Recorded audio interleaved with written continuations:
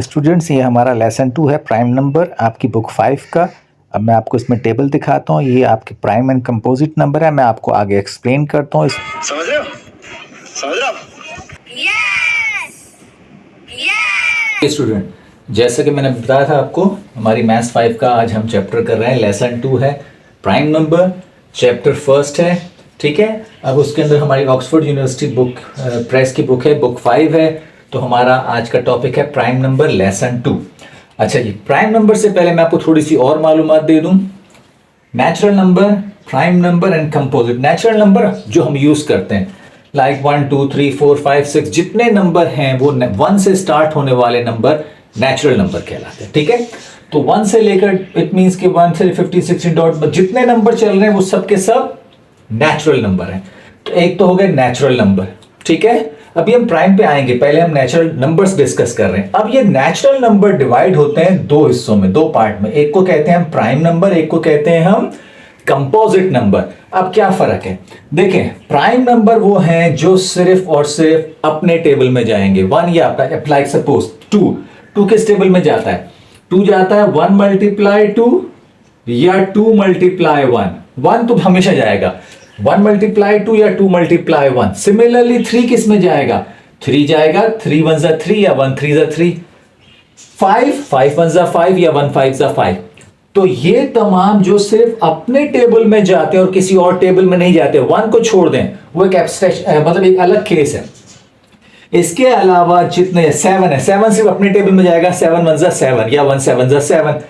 तो वो जो सिर्फ अपने टेबल में जाए, मैंने सर्किल किया हुआ है रेड से, एंड सो ऑन जितने भी होंगे। तो प्राइम नंबर वो हैं जो सिर्फ अपने टेबल में जाते हैं और किसी और टेबल में नहीं जाते हैं। इसके अलावा जो बचते हैं, जैसे 4 है, 4 किस टेबल में जाता है? 1 मल्टीप्लाई 4 भी 4 होता है, 2 मल्टीप्लाई 2 भी 4 होता है। तो इसका मतलब है कि ये 2 के टेबल में भी जाता है, 1 के टेबल में भी जाता है, 4 के टेबल में भी जाता है। तो इसका मतलब है 4 6, 2 3 जा 6 भी होता है, 3 2 जा 6 भी होता है, 1 6 जा 6 भी होता है। तो ये जो दूसरे टेबल में भी जाएं वो क्या कहलाते हैं? वो कहलाते हैं कंपोजिट। और जो सिर्फ अपने टेबल में जाते हैं वो कहलाते हैं प्राइम। मैं आपको अभी इसको वीडियो में और दिखाता हूं और क्लियर कर दूंगा। तो आप सबसे पहले याद कर लें कि नेचुरल नंबर जो कि नंबर होते हैं जितने हमारे पास दुनिया में, उनमें से कुछ ऐसे नंबर हैं जो सिर्फ अपने टेबल में जाते हैं, उसको हम प्राइम कहते हैं। और जो दूसरे टेबल में भी जाए उसको हम क्या कहते हैं? जी जोर से, कंपोजिट नंबर। ठीक है, समझ में आ रहा है आपको? और ये बुक भी मैं आपको बता रहा हूं, हमारी बुक 5 है, जिसका हम लेसन 2 कर रहे हैं। डन?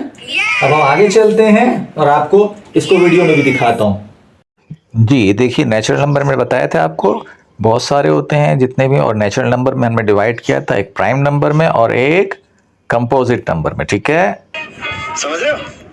समझ रहे हो? समझ रहे हो ना?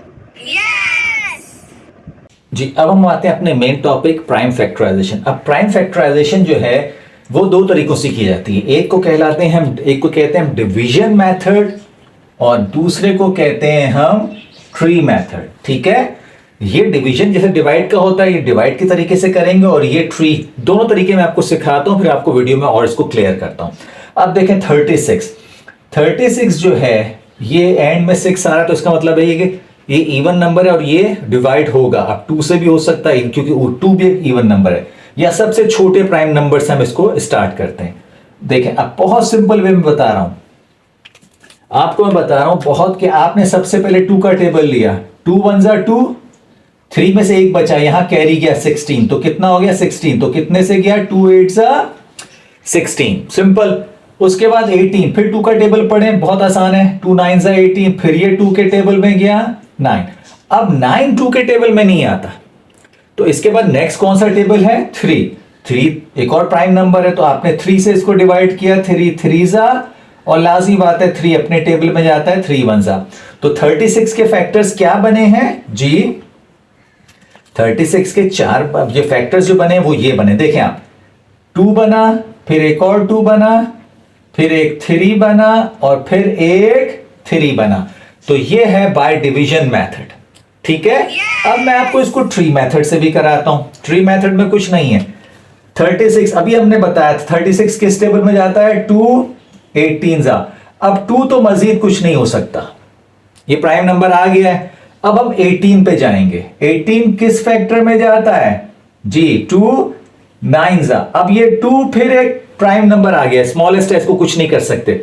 अब हम 9 को करेंगे। 9 को किस टेबल में जाता है, 9 3 3 तो ये हो गया ट्री मेथड। अब देखें इसके फैक्टर्स भी क्या बने, इसके फैक्टर भी वही बनेंगे, तरीके दो हैं, by division and by tree. ये देख लें, 2 ये रहा 2, ये 2 ये सेकंड 2, ये 3 ये फर्स्ट 3, एंड देन ये 3 ये वाला 3। तो ये सब जो दोनों में हमने किए हैं मेथड, दोनों आंसर सेम देंगे, बाय डिवीजन मेथड करें या बाय ट्री मेथड करें। तो ये दो वे हैं फैक्टराइजेशन के, प्राइम फैक्टराइजेशन जिसे हम कहते हैं। तो आपको ये समझ में आ गया। अभी हम आगे जरा से डिफिकल्ट क्वेश्चन की तरफ भी चलते हैं, मैं आपको इसको मल्टीमीडिया में दिखाता हूं। तो ये दो तरीके हैं प्राइम फैक्टराइजेशन के, समझ आ गया आपको? डन है? ये देखिए, मैं 2-3 सिंपल क्वेश्चन आपके सामने रख रहा हूँ, ये आपको खुद समझ में आ जाएंगे। थोड़ी सी मेहनत कीजिए, बहुत सिंपल से क्वेश्चन है। अब ये नेक्स्ट देखिए, इसके अंदर 105 और 243, ये भी आप इसको आराम से समझ सकते हैं कैसे सॉल्व हुआ। तो ये आपको प्रैक्टिस जितनी करोगे, आपको हर क्वेश्चन बहुत ईजिली सॉल्व हो जाएगा। तो ये 105 243 आगे भी देखें, मैंने एक साथ दोनों कर दिए हैं, ये ट्री भी है और सिंपल डिवीजन भी है, तो आपको समझ में आ जाएगा बहुत आराम से। स्टूडेंट, एक बहुत इंपॉर्टेंट चीज मैं आपको और बताना चाह रहा हूं। आपको कैसे पता चलेगा कि ये किस टेबल में जाएंगे, किस प्राइम से, मतलब 2 से 3 से 5 से? तो सबसे पहली बात, इनका लास्ट डिजिट देखिए, अगर ये इवन या ऑड है, ये ऑड है, 9 भी ऑड है, 1 भी ऑड है। ऑड समझते हो, जो 2 के टेबल में ना जाए। जैसे 2 4 6 ये इवन है, ये 2 के टेबल में जाते हैं।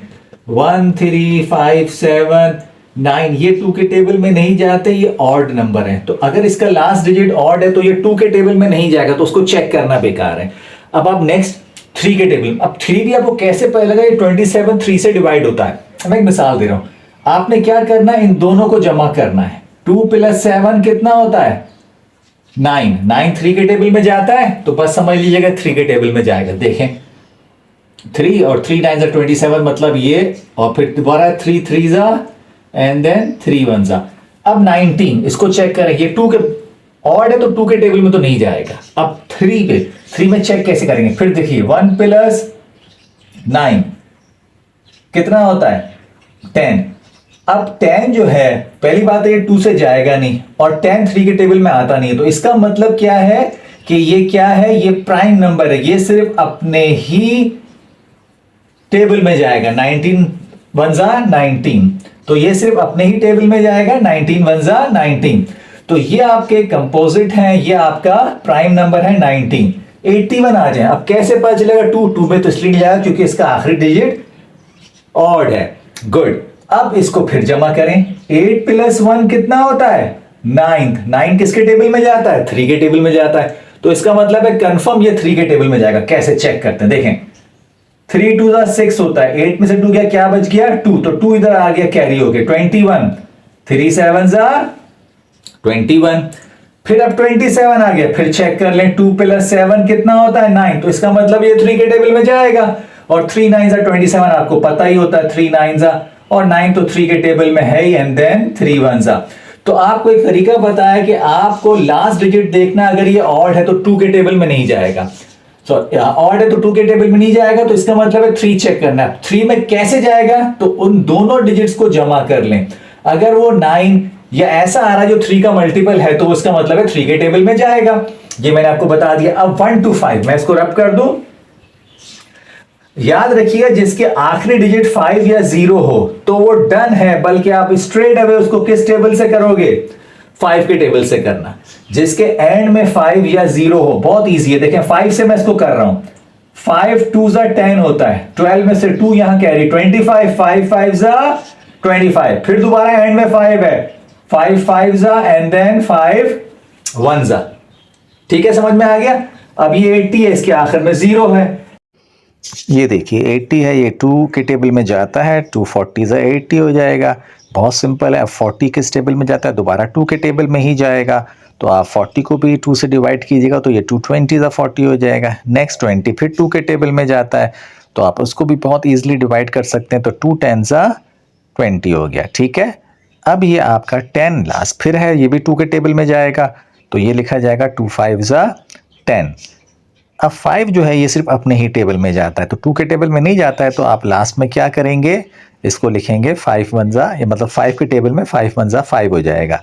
ये देखिए मैं आपको करके दिखाता हूँ, ये आपके सामने अभी आएगा 5 और नीचे आ जाएगा 1, ठीक है। तो ये हो गया आपका प्राइम फैक्टराइजेशन।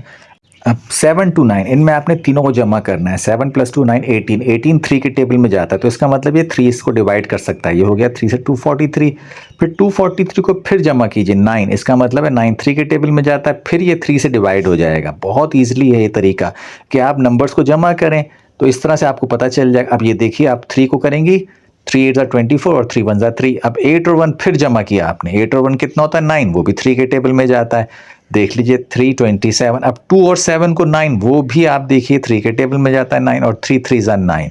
तो ये बहुत सिंपल सा तरीका है, आपको नंबर्स को ऐड करके अपना किससे डिवाइड करना है वो आप मालूम कर सकते हो। डन हो गया।